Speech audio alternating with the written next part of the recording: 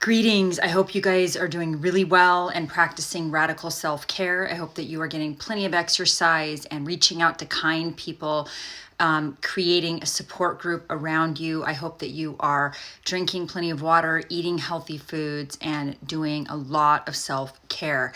In this video, I've had a couple more requests for this, and this is in this video, what I'm going to talk about is the new source of supply, and is the narcissist happy with the new source of supply? Have they met their soulmate? Are they going to live happily ever after, right? Because that's a lot of times what is presented on social media, or that's also what you may hear through the flying monkeys, or in my case, I've gone no contact, so I actually have no idea. But it's something that people will ask themselves, like, did this person, was this true love? I just wasn't good enough. Did they find somebody who was going to make them happy? And the answer is unequivocally no. And that is because the narcissist hasn't changed. I know of one narcissist who has been married 3 times. Each time, every 10 years, there's overlap. There's an affair. There's a new partner. Marries each time, divorces each time after roughly 10 years. Lots and lots of stories like that. And it's always the same. It's always idealization, devaluation, discard. In the beginning, during the love bombing, the narcissist definitely has their affair partner or their new source of supply on a pedestal, right? That's always how it starts. And they may even think this is the love of my life, my soulmate, just like they did with you. Just like they called you their soulmate, the love of their life, the true one, the perfect woman, the perfect man, just like they did with you. Yes, of course, they're doing that with the new source of supply. And maybe in the narcissist toddler, sort of maladaptive brain with incredible distortions of their thinking and their very low emotional intelligence, maybe they actually believe that's true. Maybe they believe that this time, this person is going to be perfect. But the problem is that humans aren't perfect. They're flawed, and they make mistakes. The narcissist is flawed, and everyone that narcissist is with is also flawed, because we are all human beings, right? We're flawed. But it can look like, oh my gosh, they have this amazing life, and that can even go on for years, right? So if you were with a covert narcissist, you might have been in a long-term relationship with them, and it may have looked amazing on the outside to everyone else. And you might have even thought it was good if you were with a covert who's very sneaky and subtle and passive-aggressive. But once you get out, you realize, that stonewalling and silent treatment and gaslighting and manipulation and cheating and lying about it and lying to your face, all those things are very dysfunctional. You probably didn't know that was going on. You didn't know that you were with a predator. You didn't know that it was a wolf in sheep's clothing, that it was somebody who had the face of an angel and, the soul of a devil. Sorry, I'm being kind of silly in this one, but let's just talk about some statistics.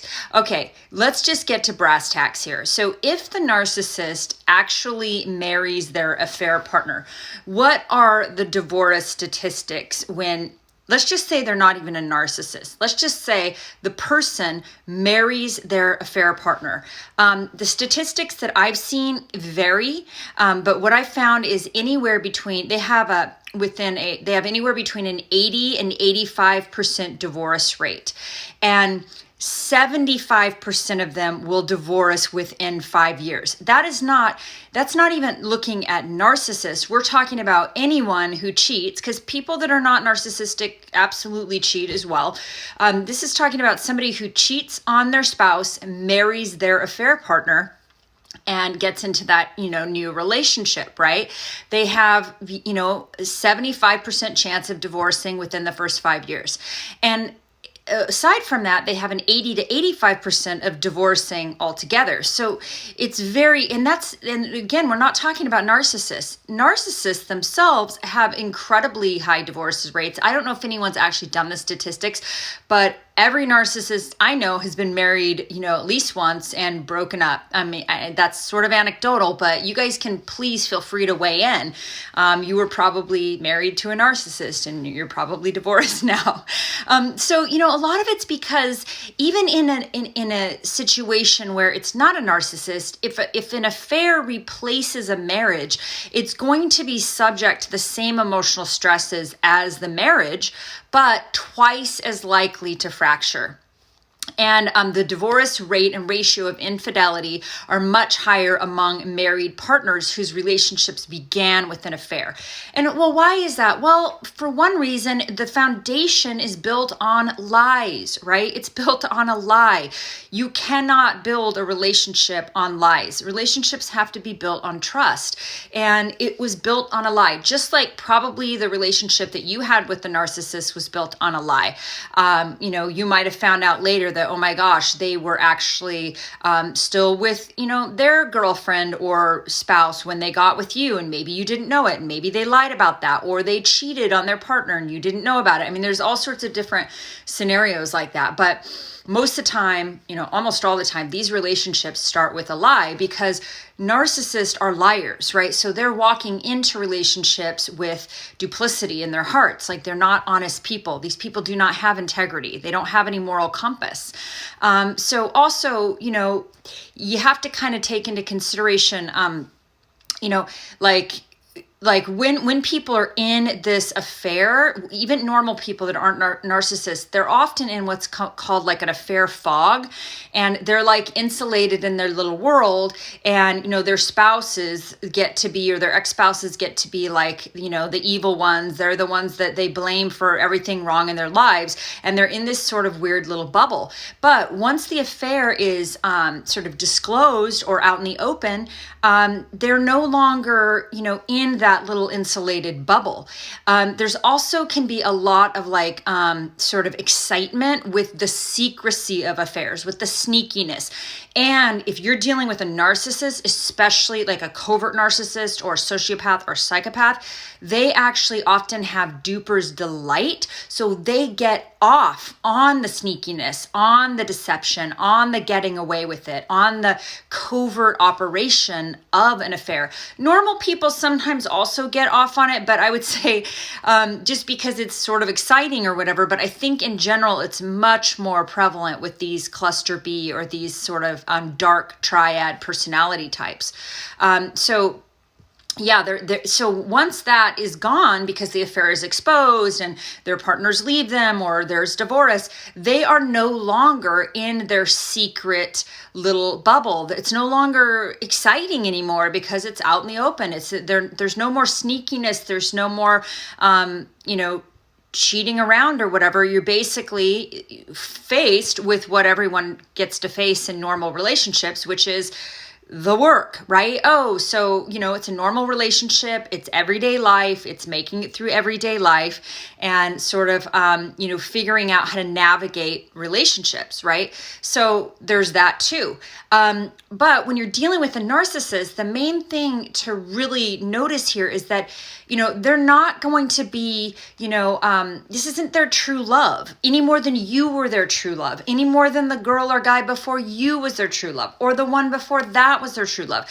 Remember, they idealized all of those people. Idealization, devaluation, discard. Talk to their exes. You'll find out that's what happened, right? So that's just what they do. So of course, while they're in the fog of the affair and the excitement of the duper's delight and the getting away with it, it's quite exciting to them. They also often get off on stealing somebody away from their partner, right? So it could be the case where the narcissist could have been with that person when they were both single, without children, without families, without marriages, but the narcissist didn't want that person then because it was easy pickings, right? It's much more exciting to steal that person away from their husband or wife. They really get off on that. That really feeds the narcissist's ego that they were able to, get this person to leave their spouse. The only problem with that is once that happens and the affairs are exposed, then the narcissist actually has to be like a real partner and like maybe parent that person's children and marry that person and get into a normal relationship. And remember, narcissists hate the mundane. They don't want to be like tied down to marriage because they feel very entitled to, cheat and have sex with whoever they want. And so, they don't want to have to be a workhorse because they're special. So, these are some of the reasons. And then the other thing in terms of, are they, have they met their soulmate? Are they truly happy now? No, they're not. You know why? They haven't done any work.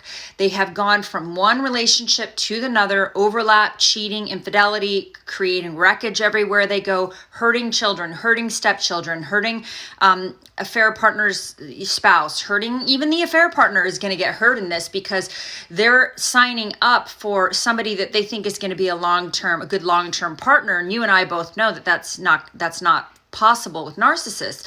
So they haven't done their work. They haven't taken a break from from a relationship that failed to ask themselves, why did this fail? What can I do differently? What was my part?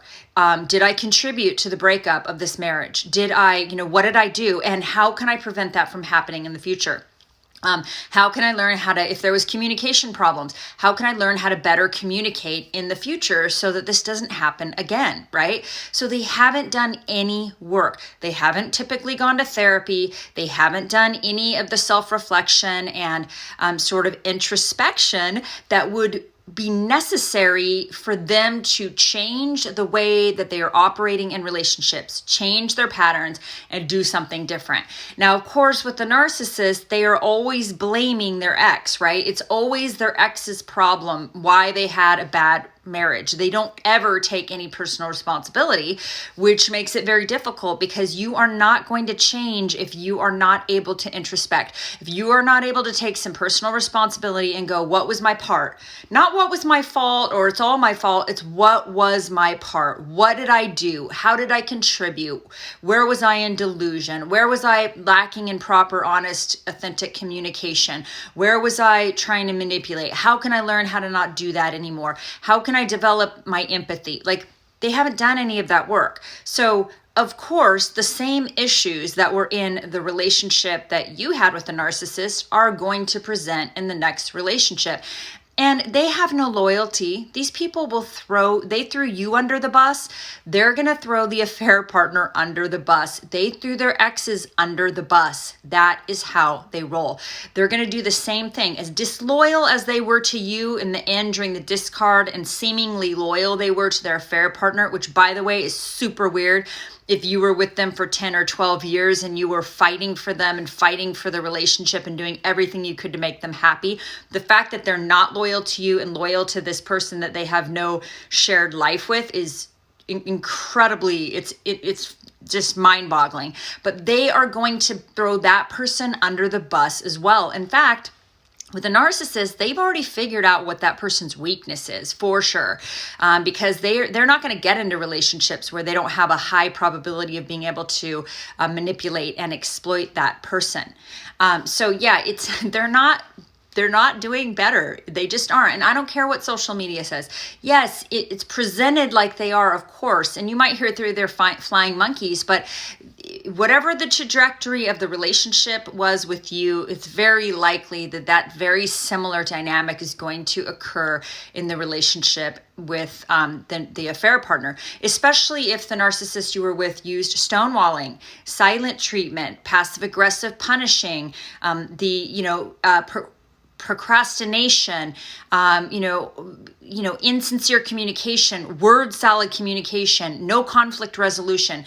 Those tools in the narcissist toolbox are not functional tools to make a relationship work. They're not good tools. So that's all they have in their toolbox. They're going to take those tools into their next relationship, those tools of manipulation, and it's not going to be any better than the one with you. I'm telling you, it really isn't. It's likely, actually, it's going to be worse. Statistically, if they marry that affair partner, they have a higher chance of divorce than they had with you if you were their first marriage. So, yeah. And yeah, so the odds are very against, these second married, when people marry their affair partners, it's very low statistics in terms of the odds are against them in terms of making it a functioning, healthy, long-term, happy relationship. And especially if there is somebody that has, one of these dark triad personalities, if you are dealing with somebody who has a personality disorder. And then, again, to go back to this thing too, is, you're in a relation, that narcissist is in a relationship that started out as a big fat lie, right? And it needed continuous deception on the part of one or both people to maintain it. And this is hard to overcome in a legitimate relationship. The realization that one or both partners has a talent for and a history of duplicity in deceiving their primary partner and believes that affairs are apparently a totally appropriate response to relationship problems, trust becomes a huge issue in these relationships, and a dark cloud or weight that hangs over the relationship once it's no longer an affair, right? And then there can be incredible resentment that can ensue if the affair partner left their marriage, screwed up their kid's life to be with this person, and then the person isn't willing to commit to them. And that can be another issue that happens. And then once the relationship becomes legitimate, right, it's no longer an affair, the excitement and the sexual tension in the affair really lessens, makes the relationship much less desirable, usually for one or both parties. Remember, real life revolves around jobs, details, finances, chores. It's not just about sexy time. Sorry. Meeting somebody in a hotel while you're on a work trip so you can, bump bodies together or whatever people do. It's not sexy time, right? It's like mundane. Real life can be sort of mundane, and real life cannot compete with the high of sexy time in a hotel, sneaking, getting away with it with your bosses, your company, your spouses, and also that's that sneakiness of that high that people get when they're involved in this kind of duplicity and secrecy, which narcs, a lot of times narcissists really like that. Remember, the duper's delight. They really get off on it. Normal people who are not personality disordered, they might like some of the excitement of it, but the whole deception thing, they may not be so down with it like a narcissist. But, so once real life kicks in, man, there goes the sexy time right out the window. The thing is, you don't know what it's like to be married to someone until you're actually married to them. You might think that they look amazing on paper. You might have worked with them for 10 years in the context of a job, but you do not know what it's like to be married to them. And once you do, especially if you're married to a narcissist, what you're going to find is you are responsible for all the cooking, the cleaning, the household chores, all the childcare. Narcissist is like another child in your family. You are responsible for planning all the trips, doing all the work, and that narcissist doesn't appreciate one bit of the things that you do because they are entitled. You should feel lucky to clean the toilet after they've used it, right? They're so entitled. They feel so like they're so special.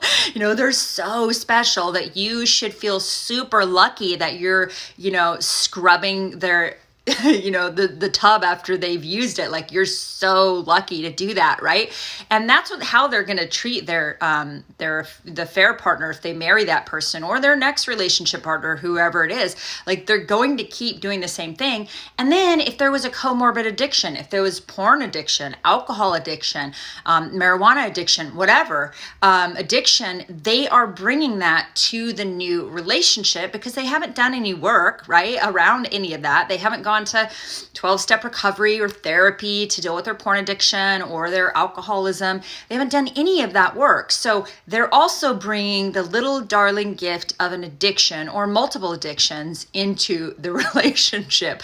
So as you can imagine, these relationships don't really do well. They just don't. And if it wasn't a marriage thing and you're watching your new source of, or your narcissist, not be married but get into a relationship with somebody else, all these same principles apply. This is a relationship based on lies. It's based on deception. It's based on cheating. It's based on gaslighting. It's based on all those nasty things. You cannot build a good relationship on quicksand. It needs a foundation. It needs, a solid foundation of trust, authenticity, vulnerability, reciprocity, understanding that people are not perfect, helping them, to do better in life, support, love, partnership. These are all things that a really great relationships require. And a narcissist in general, these people are not available for any of those things. They don't even know how to do them. So yeah, they're not going to be better off with their new source of supply. I'm sorry. It's sad, but it's true. It's not going to be better.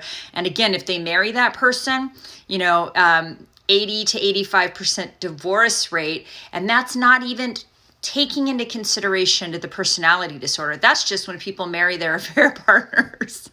So I'm guessing the statistics are probably in the 90s with a narcissist, or maybe even 100. I don't know. But sorry guys, I'm being kind of silly in this one. But yeah, it's not going to be good. So I know what you're seeing on social media or what's being presented, but you just have to know that's just a bunch of malarkey. So I hope you guys are really practicing radical self-care and taking loving care of yourselves and just giving yourselves hugs and getting wonderful exercise and surrounding yourself with awesome people. Thank you so much. And I hope you have a really wonderful day. Bye-bye.